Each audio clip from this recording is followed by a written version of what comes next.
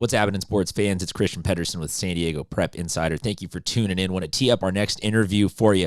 We're talking to John Lebeta about everything that's going on from his perspective on the return to play. We had a new announcement from the CIF state yesterday kind of saying they are holding pattern until we hear more direct governance guidelines from the state health board, from the governor. So we talked to Lebeta. He, like I said, was the former CIF San Diego section assistant commissioner. He has been a head coach in both girls basketball and softball. He has served multiple decades, multiple roles across the San Diego CIF section, helping high school sports out. This man is incredibly up to date and connected on all of the different challenges, obstacles, and opportunities that await for schools, for student athletes, and for everybody in between. So we hope that this conversation is a little bit enlightening, a little bit interesting, and maybe helps put this all in a little bit better perspective for you on just exactly with what is going on for the potential return to San Diego section sports. Thanks for listening. When you talk CIF can only give guidance because the districts are going to do what they're going to do. So let's just say for, sake of a conversation that on December 12th, we get a miracle and we are starting. It doesn't mean that every school district has to start. I mean, it simply means that sports are back in and, as in regards to CIF, they're saying, hey, we're allowing you guys to start practice now. But it doesn't mean that if conditions aren't met at the certain school sites, one thing that doesn't get discussed is, there are union issues with a lot of these things too. When you're talking about custodial, who does the cleanup, you can't just say, hey, we're going to clean up every single time because now you're infringing on their work. And so there are so many issues, Christian, that are political, unfortunately, but it all evolves around when districts and schools are going to be open and when they're going to be able to participate in athletics. And I think that's the scary part is that, I was reading about Sweetwater and I thought, well, Sweetwater's no different than San Diego City. Grossmont's got kids participating. So I don't know. I mean, I'll go anywhere you want me to go. I have pretty good knowledge of what's going on throughout the different conferences, except for Southwest, where Joe, I can't think of his last name right now, but the conference president from the Calexico schools. So, they're pretty much shut down.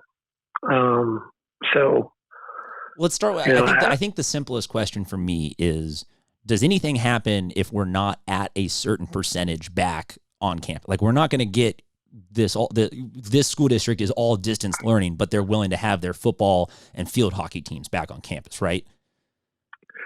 Well, some are. Some are currently using the cohort rules with 14 and coaches. Some are not. San Diego City is not. They have not opened up anything to any of their teams. What you see from High Intensity, from Dirty Birds, those are all club teams. And San Diego section does not govern those activities. I can tell you, I'm always amazed when I look there and I go, oh, we have a field and we're ready to compete. And I go, well, you're competing in San Diego? You're not supposed to be.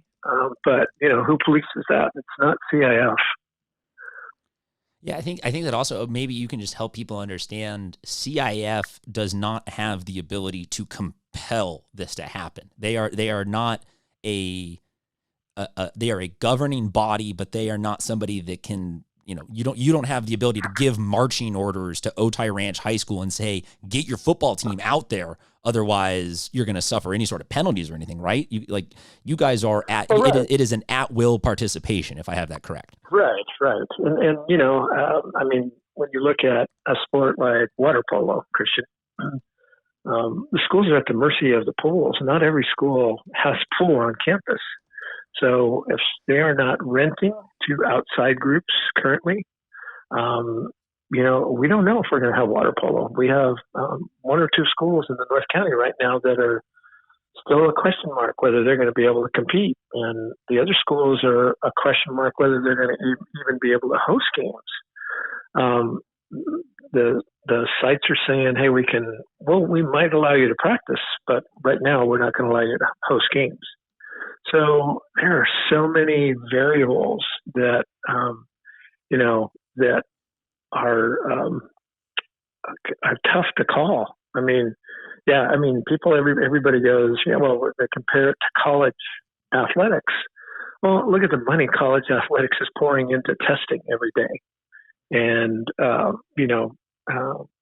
Nick Saban gets flown on a private jet to get tested. And, there's so many different variables there that you can't compare high school sports to college athletics because of the money. Okay, well then let me ask you the money question, because I have had different people willing to kind of give me off the record sort of analysis of this, but never really come on and say, hey, here is what this breaks down to. But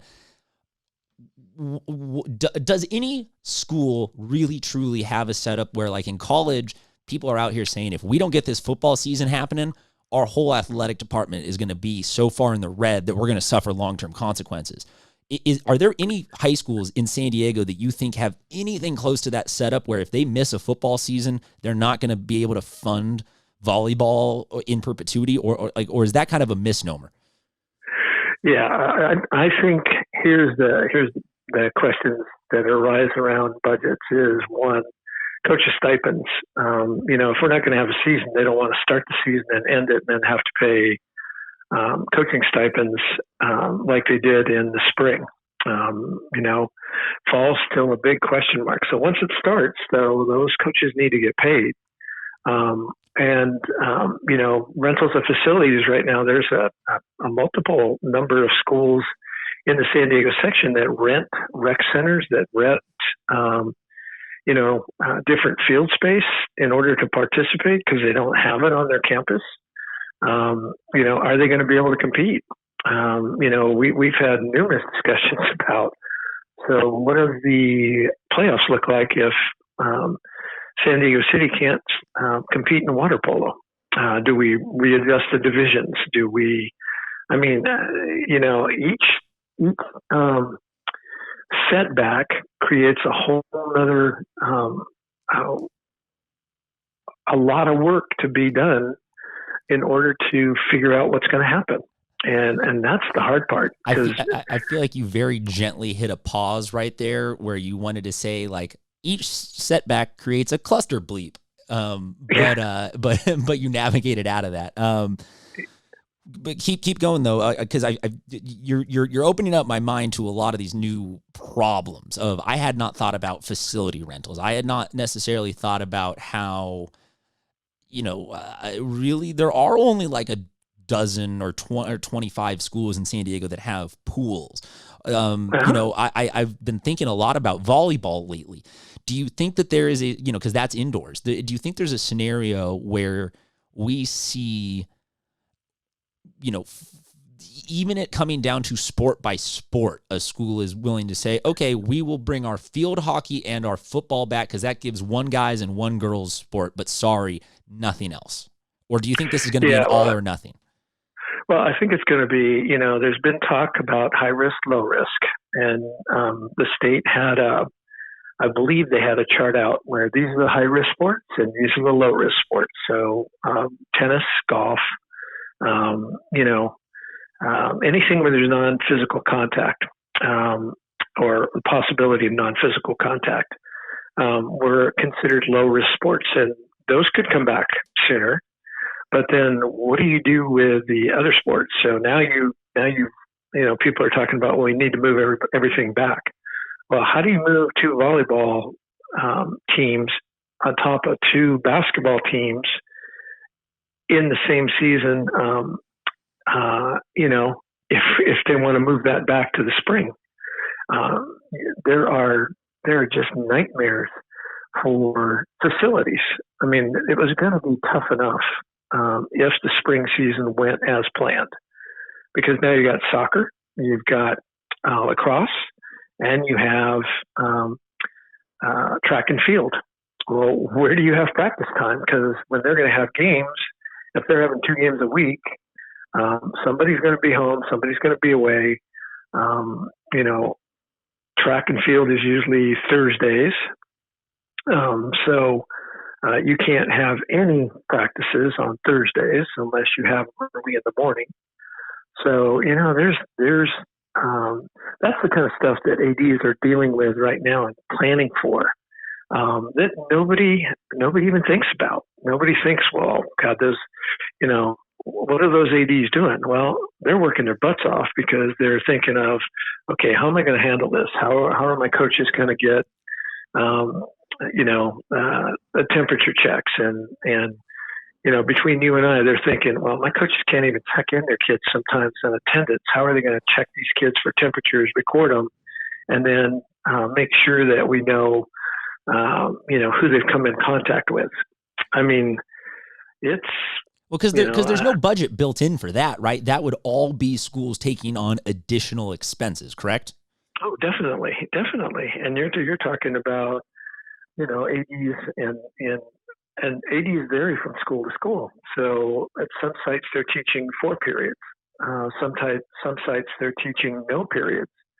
So they can devote an unlimited amount of time to preparing for this. Others, they're teaching 4 courses, or they've got kids at home, or they've got other duties, and now they're trying to work around this, and they're listening to parents. Parents go, well, you need to get us back out on the field. Well, that's not their decision. If it was their decision, they'd be saying, okay, great. Here's how we're going to handle it, but it's not their decision. The districts, like you said, liability-wise, have to assume that they're going to be taking on that risk for those student athletes. And, we've already seen what Vista School District opened and then have to shut down. Mission Vista opened and had to shut down. And that was before the winter, before we get into colds and flus and everything else that goes on during the normal winter season, where you lose kids to illness. So I don't know, I wish it was just as simple as pointing a finger and go, why aren't you doing this? What people don't understand is everybody behind the scenes is working their butt off, but they don't have a crystal ball that says this is the date when it's going to become effective. What frustrates you the most about, you mentioned hearing parents reaching out to ADs saying we need to get kids back online. I know you are a phantom on Twitter. You have one, and you surprised all of us by actually commenting on some stuff. But I'm sure that you see some of the, there's the hashtags going around. There's sensationalism almost at every corner and turn of, well, this person is anti that, this person is pro. Like, what frustrates you the most? Like, what would be the simplest thing that you'd want to be like, let's cut through the BS here and please hear me on this blank? Well, I think the bottom line is there is not one person I know that is involved in high school sports that would not love to see their student athletes being back on campus, at practice and competing. That's the bottom line. There's nobody that has just turned a cold shoulder and said, oh, this is great. This is like being on vacation. Every idea I know and administrator and, like I said, conference presidents is exasperated trying to put a plan together, because every time there's a plan, the state comes up with a new situation and the plan has to change. So how many times can you draw a plan out and then have to redraw it and redraw it and redraw it? That's the hard part, I think. And that's the frustrating part. I think the ADs are beating their heads against the wall because they're thinking, well, how am I going to get everybody on the field and make everybody feel like they're getting a fair shot at practice and for games? Nobody's looked at that really. People are looking at calendars and they're marking through and they're meeting with their coaches and going, hey, this is the only practice time you're going to get. I'm sorry. You're used to 2 hours. you're getting an hour and 15 minutes because I got to let the other teams on the field too. Or you need to split the field in half. You're not getting full field anymore. You know, I mean, you know, when you think about it, it's a real challenge. And then not only that, but I don't know if you've seen the Arizona has come out with a great, in my opinion, a great plan for game days. And Beth County worked on that too. We came up with what we thought was a solid plan. But after comparing what we've looked at to what Arizona did, they've covered everything. They've covered pregame meeting with the officials, you know, no handshakes before or after games. And those are their guidelines that go out to their specific schools that are competing in athletics.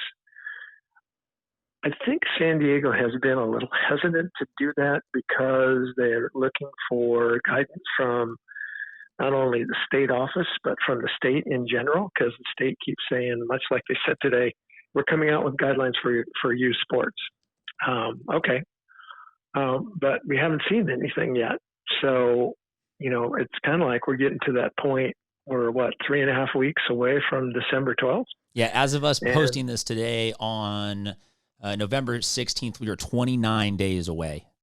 Yeah, and there's still no guidelines for what do you do for game days? What do you do? I mean, and if we're fortunate enough to get there, and I want to be consistent with if my team, I don't have teams anymore, but if I was in charge and my team is going to play a team in the city, I would like it to be uniform, where there's no change. When we go there, here's our expectations. You're coming in this door.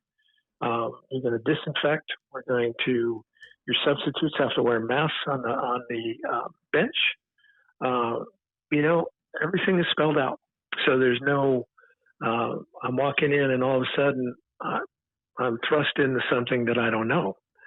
That's what I think we need to get to that point also is, you know, let's make this uniform. We've got, 7 conferences, 8 conferences. All of them are asking for standards. That's what they want. So we can simplify this. And I understand the hesitancy from, you know, Joe and Todd speaking off the record there, that they don't want, they're new, they don't want to ruffle the feathers with the state.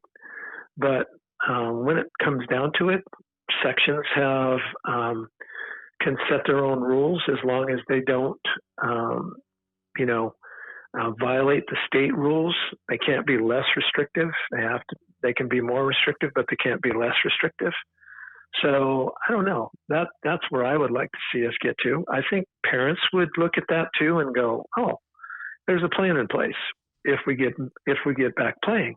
Because right now you can't find a plan anywhere, and most of the plans that were drawn up were 4 months ago. Well, we all know everything's changed. So I think that's one of the things we are working on, Kristen. You know, I've worked with Joe. And to jump in there, I'll say that as of us posting this, CIF's official stance, because you mentioned them coming out with new guidance that's not guidance, that's an update, that's not an update kind of, CIF is still saying, until we hear differently, our framework that we're going with is exactly what we said, albeit 4 months ago. We have no official mandate or reason to differ from that. So they are in a tough spot. I do want to ask you, you had mentioned, you know, ADs having to have this master schedule, this master plan, if you will. What is a reasonable and what is an unreasonable amount of time to give an athletic director to pivot on something like that? Meaning, can people come out, can CIF come out December 10th and say, okay, here's the real actual exact setup of it all, and expect anybody to have anything done in 48 hours? Or do No. ADs need 2 weeks, a month? Like what would you, if you were the AD that I was talking to, what would you say that you would need to get that all done? Well, I would have to have another meeting with my coaches, you know, and I mean, I don't think there's an AD in San Diego that isn't getting questions from their coaches. And the frustrating part, Christian, is you don't have an answer. You know, it's like, I would be very frustrated in our office right now and saying, I'm sorry, I don't have any new answers for you. I get emails currently from ADs in the North County. John, any updates? Because they know I'm in contact with Joe and Todd and sometimes with the state office. And I go, no, I'm sorry. It's silent. I mean, up until you told me about this, I hadn't even heard about this. But to answer your question, Christian, I would say it would take, I'd have to look at the adjustments that were made, and then I'd have to go and look at what does it do to us? Does it shorten our season? Does it lengthen our season? There's talk of if the fall season gets shortened or season one gets shortened, that there will not be any state playoffs. And then the question is, do we need CIF playoffs, or do we open up CIF playoffs to everybody that wants to be involved? If you don't want to play, you don't need to play. So that's a question. And you know what? It's going to take CIF time. They can't pull this together if somebody tells them 2 days in advance that they need to make adjustments on the master calendar. They're going to need at least 3 to 4 days to put that master calendar back together and go, okay, we're switching it over. Here it is. I'll say three to 4 days does not sound as bad as I had thought. I thought you might say that they need 2 weeks. That's nice. I will agree with you also. From all of my understandings, both kind of on and off the record with CIF, is that the state is willing to jump on that grenade and say, all right, first things first, before we reschedule anything, we'll just push everything 2 weeks back and we'll nix the state playoffs. Just so everybody knows, that's kind of where the state's mentality is at right now, which is incredibly flexible, and I think is hopefully all that we would need is an extra 2 or 3 weeks wiggle room here, but nobody knows.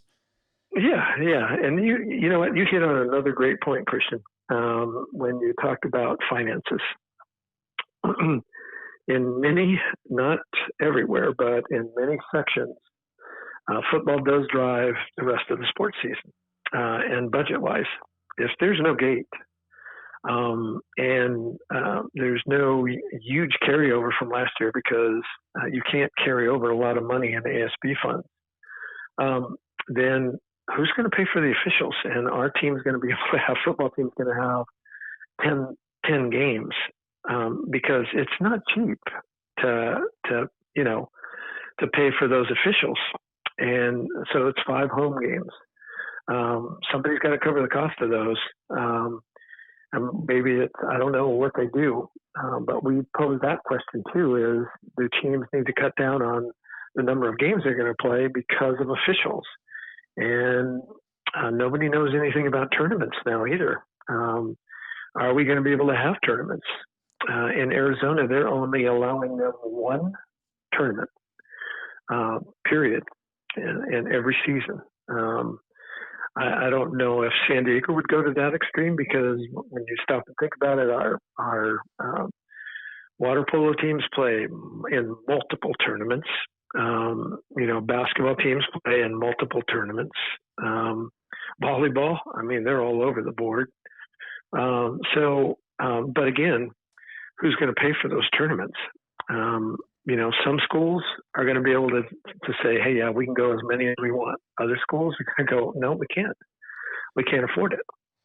I'll say the just along the lines of what you're talking about right now, I have a legitimate concern for a shortage of referees, regardless of whether or not you can pay for them. I see a fair amount of these referees being, somewhat closer to, if not within the realm of at-risk individuals or higher-risk individuals, or however you want to define risk related to this virus. I don't care what your political stance on it is. Somebody who's older is a little bit more at risk. And I see that as being, are we going to have the same contingency? Because people might not understand this, but football might be fine.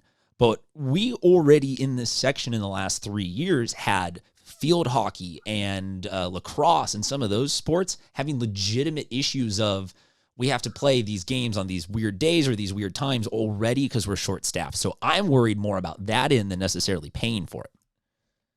Yeah. Well, that's a legitimate concern. The other thing is, along with that, is there are many officials that do basketball and baseball. Basketball used to be in a different season. Now it's not. So are they going to pick one and not be able to do the other like they used to? I hadn't thought about that. Same thing with soccer and lacrosse. They're in the same season now. Are you going to be able to do both? Maybe not. I want to ask you another financial question, if you don't mind. Do you think that No. there is a scenario where, and does this even help, they go varsity only? Does doing something like that cut down on enough, the buses, the transport, the logistics of it all, that's a potential solution or not? Well, I think that is each school district would have to make their own decision on that, Christian, because I don't think it would be uniform.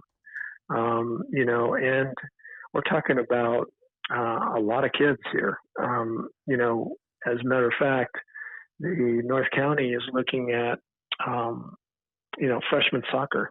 And because of it being moved to season 2, we're pushing all their games to Saturday like they do in basketball in the city and in now they'll be doing it in North County. So all their soccer games will be on Saturday. That's going to conflict with club.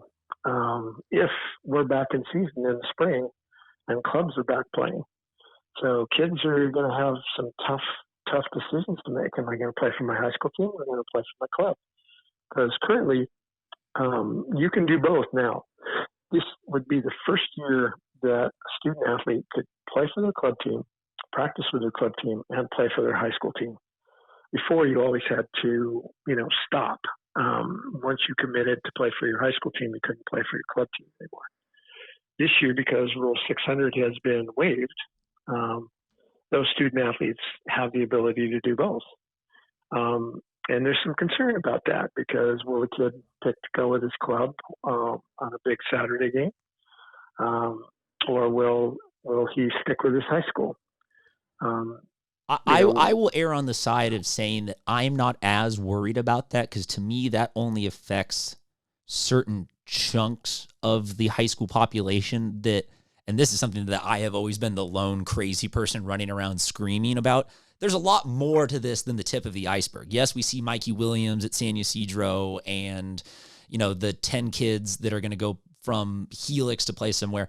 But an overwhelming majority of the numbers of high school athletes are cross-country runners or soccer play, like Division III soccer players and stuff like that I would hope that the club thing would only maybe, quote unquote, damage the top tiers of competitive balance or something like that. Well, yeah, it would, but it's the first time they can do this. So nobody knows how it's. Yeah. My biggest concern about anything is transfers. And that, if one school district decides not to do it or something like that, there end up being, 500 kids trying to transfer in all directions. and that's not there's no question there or anything. That's just me kind of opining that I get worried seeing, school district X says we're just not doing sports for the first season. Sorry, we don't have the money to pay for all this. That it then just this flood of stuff and people are like, whoa, what the hell is going on? As you're probably aware that we had kids leave to play football in Utah. We've had kids leave to play football in Arizona, and Utah just shut down, I believe. So what are those kids going to do now? Yeah. They played, 4 or 5 games, and now their season's over? Yep. Unless they come back. I don't know. I think most schools, Christian, are going to, if one of the districts or 2 or several of the districts open up and say we're going to play, I think it's going to be tough to say we're not going to field sports this year. I know the Ivy League did it, but they're college teams, and again, it does have to do with the mental issues for kids, the feeling of camaraderie that sports brings, and self-satisfaction for competition. I think unless there was a really, really valid reason why you could not bring it back, bring your teams back or bring certain sports back, that I think everybody's going to try. I don't know anybody that's willing to just shut down and say, we're done. We're not playing this year at all. So I'd be surprised to see a school district do that. So to not beleaguer the point, because John, we've taken up a bunch of your time, and we really appreciate you helping us sort of shed some light on this. Where would you put this if I had to give you kind of like a little bit of a meter, and one end of the meter was stay calm, this is all going to ultimately, when we look back on it, be okay, or at the other end, hey, be willing to accept that this is not going to be a great year and it's going to be stressful and it's going to be confusing. Where do you fall on that spectrum in terms of just your perception of what we are going into in the next 10 months worth of high school sports? Well, let me tell you this, Christian. The grandfather in me, having a granddaughter who is supposed to be competing this year, at La Costa, wants to see the season come back. But the other side of me also, the realist, I want it to be safe for kids. I want it to be a great experience. I want them to really feel what everyone else has felt over the years competing for their school and in CIF sports. So for me, the meter would probably tend to be more towards like a 2 or 3.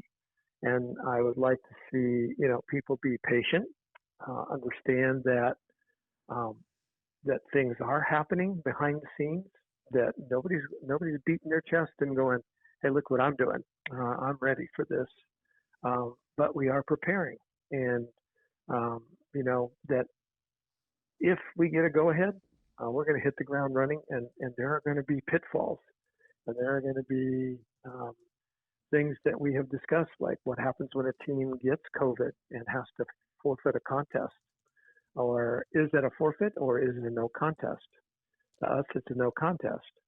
So there are so many different things that come into play. But I'm probably at the low end of your meter. Does that make sense? Yes, it does. I think one question I have out of all of that is, do you get the sense that if we get started, we're not going to stop? Like that there's no scenario. I shouldn't say no, but it's overwhelmingly likely that if CIF/high school sports get going, that this is not something that we'll get 5 weeks into and then the plug will get pulled?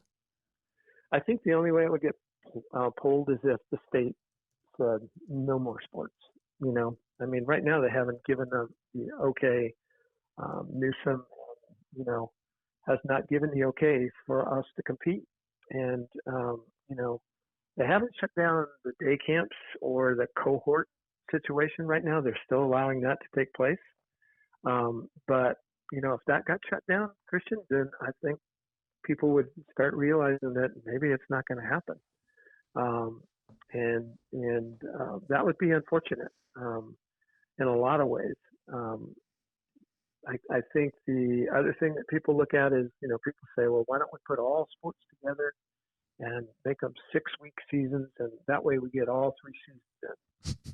Well, I don't. That's people that's people that don't even entertain that idea. That's people that don't understand how intertwined all these different sports are. Yeah, and they don't understand that really who suffered last year. It was the kids in the spring. So now we're going to do it again. We're going to say you only get 6 weeks to play. I'm sure there are certain kids that would say, hey, well, at least I'm getting a chance to play. But last year they only got 4 weeks, I think, maybe 2 or 3 weeks of the season in, and then they were shut down. So those kids don't deserve to have their season shortened, in my opinion. I'm right there with you. The prospects of a baseball player having 3 innings pitched in their junior and senior year combined is ridiculous. Yeah. And then so now we're looking at okay, so what sports did get a full season? Well, soccer did, and they've been moved to the spring. Basketball did; they've been moved to the spring. Should we look at boys volleyball, who's been moved to season 1? If they don't get to play, should they get a chance to play because they didn't get a chance to play last spring? So you talk about major headaches, Christian. You're looking at, how do you make all these things work and try and make it still, um, as beneficial to kids as you possibly can. And that's where I think the people are missing it in the pot. There's so many things in the pot that are being stirred around.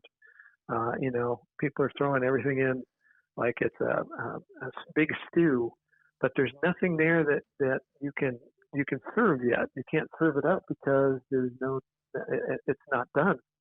And to me, um, that's that's the beauty of what we're doing. At least we are attempting to come up with plans. So, okay, this doesn't work. Let's shift gears. We need to move here. Um, and there are different plans out there, but nobody knows which ones we're going to be able to go to. And I think once we get a definite idea, then you're going to see a lot of action take place. But going back to your question, 5 weeks, I, I don't know either. I mean, if the state shuts it down, or school district shuts it down because two or three of their schools now have infections or COVID outbreaks, and they're quarantined for 14 days, um, you know, that's a big question. And I don't know if it'll get all the way through. Certain schools may and may not have any problems. I haven't heard of Saints or Cathedral having any problems with COVID outbreaks. So they've obviously found a solution there somewhere. Um, but they don't have all their athletes competing or doing anything other than conditioning right now either. I mean, yeah, I'm sort of, I wish you could see the look on my face because I'm kind of reading some of the Instagram comments about the press release, and it's everything that we've argued, or not argued, but it's everything we've discussed in the last half hour, that nobody has an answer, and everybody needs to stop launching grenades at each other saying, well, you're wrong about this, well, science this, well, my belief's that, and just understand that there is such a complicated amount of machinery working in the background, trying so diligently to make this happen, because there is not a single person out there that doesn't want this to happen. There are just a bunch of people that are concerned about doing this in a way that is safe and is fair, and that the totality of high school sports is much larger than what a lot of people know and understand and perceive. I think that, and everybody's. The one thing that I have to say is that the conferences are working together on this. It's not.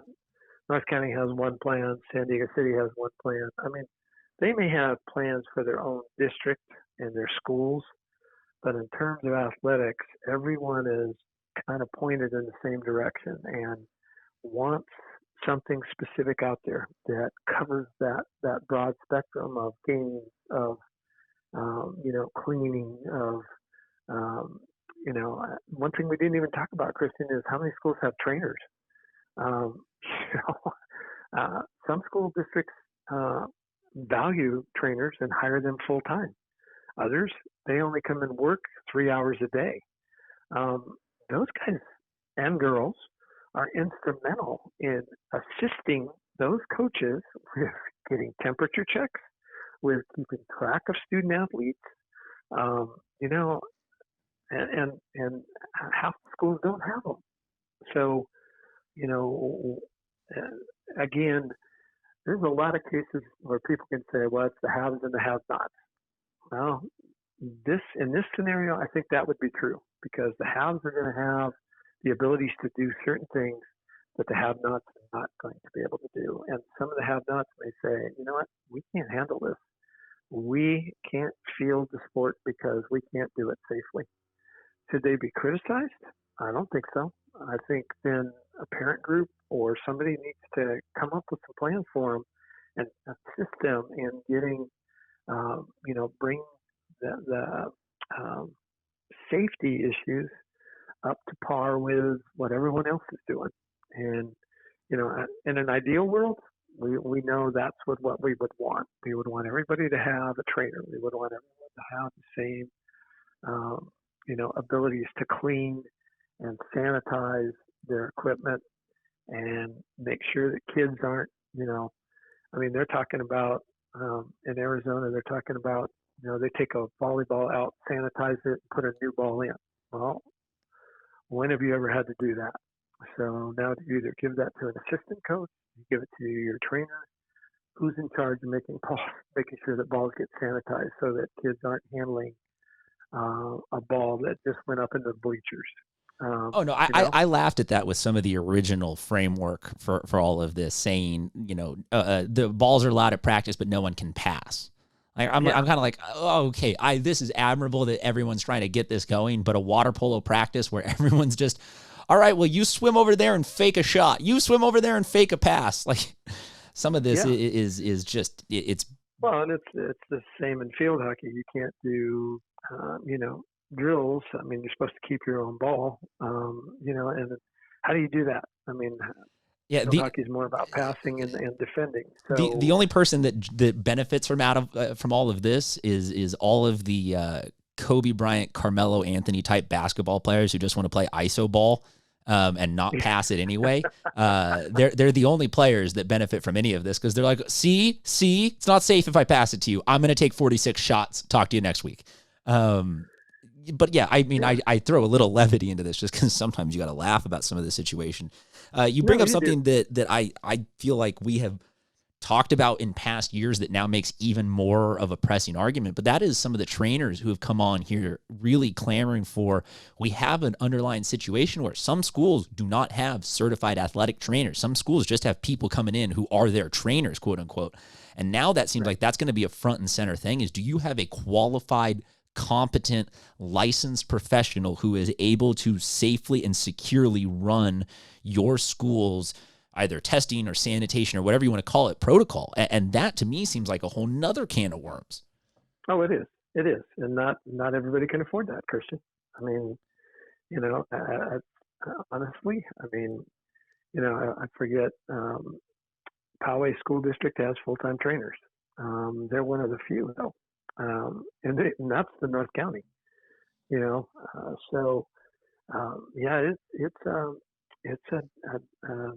a weird situation. And, even with these cohort situations that are going on right now, if you don't have a trainer around, how do coaches, communicate? I mean, everybody has a plan, for their own site and what they're doing. And, I've been to different school sites for meetings and, had to check in, sanitize my hands, take my temperature, keep my mask on the whole time. Just about everything's done Zoom now. But sometimes you need to meet face to face. And practicing social distancing and having your mask on, of course. But I mean, sometimes it's just too many people and too many opinions that don't come across as well in the Zoom meeting as they do when you're sitting 6 feet away from somebody and saying, hey, I don't agree with that. Here's why, and here's why. It's a scary time, Christian. It really is.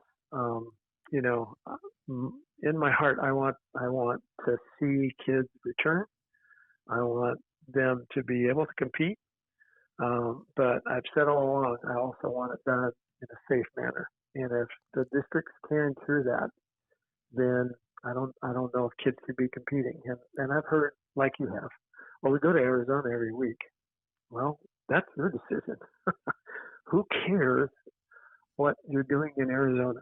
I mean, is it that important? Are you going to win a title for doing that? I understand it keeps kids involved, and I applaud them for that. But are you practicing safe protocols? Are you making sure those kids sanitize? They're playing against other teams? Are they coming back in quarantine? I doubt it. So. Well, and I'm the worst possible person to have a conversation with about that because I have gone into full blown. I mean, I'm still quarantining more or less the same that I was 6 months ago. I am of the why? What do I really need in this life? Like, yeah, I want to go cover games and whatnot, but no, I'm good on all that, and I'll do the Zooms and I'll do everything because that's my part that I can contribute to this. So I'm the worst possible person because, my athletic career is behind me and I don't have that lingering sentiment of I got to get a college scholarship or whatever the mindset is that gets these people to go out there. I do think, though, that everyone that's listening right now should understand kind of where you are coming from. As you said that you are thinking of this as a grandfather, you are thinking of this as a former coach, as a former assistant commissioner to the CIF. You are somebody who has probably had at some point in their life, you've stood in almost every set of shoes in this equation. So through all of that, you're still coming out with a pretty reasonable explanation of, hey, this is still an uphill climb to do this properly. So I hope people really can soak that in and really, appreciate what we've talked about for the last 45 minutes in terms of all the challenges, and maybe take a little bit of time to separate out some of the emotions from the logic of this and know, like I said, a lot of big machinery working. And the person right now that you are hearing is kind of giving you a great outline of just how, how many people have put in how many hours behind Zoom calls and or phone calls to make this happen with zero fanfare, appreciation, or applause, just because there are a ton of people advocating for this to happen. So don't think that just because your hashtag doesn't get answered by the CIF accounts on Twitter or something like that, that they're just sitting there going, we'll just wait till this kind of blows over. No, please understand that the last 40 minutes of our conversation right now is indicative of the last 4.5 months of multiplied times 10 in terms of how many people in our section in our state are working on this. John, I don't want to waste any more of your time, but if you have any final thoughts, we'd love to hear them. No, Christian, I appreciate you, hearing me out, and again, I'm not critical of people that are speaking their minds about, their feelings about their children. I certainly understand that. But you hit the nail on the head. I just want people to consider other people's feelings and what they're doing and how hard they are working. They have not given up on student athletes competing. I can tell you that right now. They are trying their best to make sure that they have either the proper equipment or the sanitation guidelines and everything that goes in that will come into play should student athletes get the opportunity to compete again. And I think that'll be one of the brightest days and most proudest days for the athletic directors to allow those student athletes to put on that uniform and compete again. As I said before, there is not one that I know of that thinks of this as a vacation. They are thinking, what can I do? Why can't I do more? Or what can we do that will help, that will make this better? And I've sat through countless meetings, spent a lot of hours, just like you, on Zoom meetings, and, probably more so than I wanted to now that I'm retired. But, the section is still, and the student athletes are still really, really important to me and to those that I come into contact with. And, and we do appreciate everything that you're doing, and again, I appreciate you hearing me out because I felt like our athletic directors, our assistant principals, we're starting to feel like, why don't people understand how complicated this really is? And if this helps them understand even a tiny bit, then it's all worthwhile. Deal. I appreciate your kind words there. All I do is just sit back and let this kind of unfold. I'll give everybody a small peek behind the curtains. We are more thrilled than ever to be kind of who we are and be decentralized and not be stuck to a TV or a radio show or anything like that, because we have the opportunities to wait. And then when we get somebody like yourself who wants to come on and opine, we have an open forum that really works well, I think, in these kinds of times. Let me close on one note of a little bit of levity. And I want you to hear this as a joke. This is not being dead serious, but is this golf's moment to take over the realm of high school sports? Because they can do it easily, they can stream it. Like, should golfers be excited that they finally get to be the sole focus potentially of high school sports? I don't know.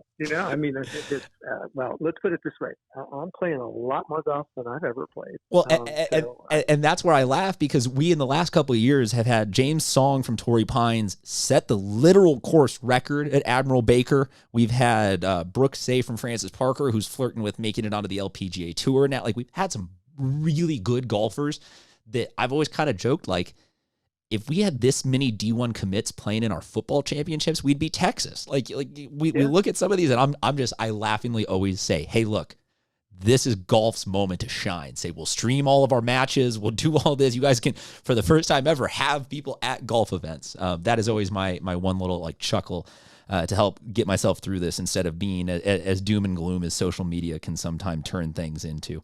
But John, I really appreciate it. So let's close on this. Let's have you back on for some good news next time, okay? No more having to unload the stress and overburdens of all the athletic directors. Let's have you back on next time when we can just celebrate the successful pulling off of a high school sports season. Sound good? That sounds great, Kristen. I appreciate it.